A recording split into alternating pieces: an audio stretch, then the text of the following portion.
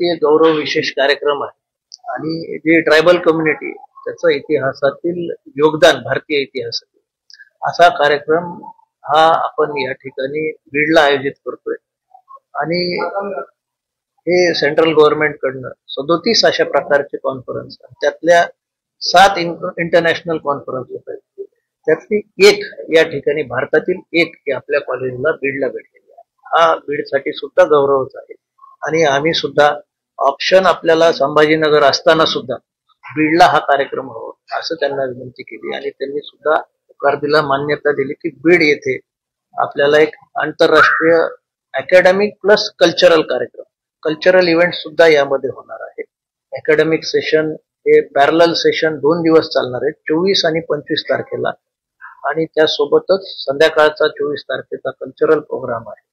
आणि ह्या कार्यक्रमासाठी जे त्या डिपार्टमेंटचे मिनिस्टर आहेत आदिवासी विकासचे, हे अशोकजी उईके साहेब, त्यांच्याशी भेटून आम्ही त्यांना निमंत्रित केलं. ते या कार्यक्रमासाठी येत आहेत, त्यांनी कन्फर्म केलंय.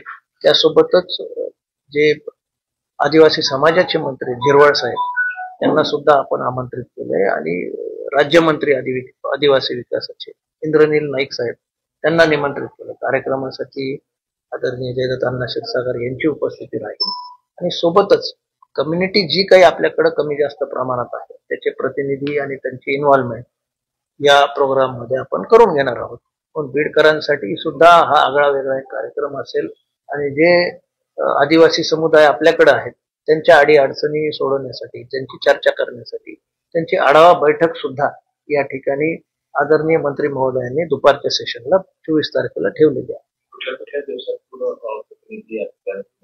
या आंतरराष्ट्रीय परिषदेला दक्षिण आफ्रिका, केनिया आणि काही गल्फ कंट्री, UAE मधले काही गेस्ट आपल्याकडे सेमिनार देण्यासाठी येणार आहेत. तसेच भारतातील विविध भागातील त्या समाजात योगदान देणारे, त्यांच्यासाठी काम करणारे, जसं प्रकाश आमटे साहेबांना आम्ही आमंत्रित केलं होतं, असे वेगवेगळे लोक इथे येऊन त्यांचं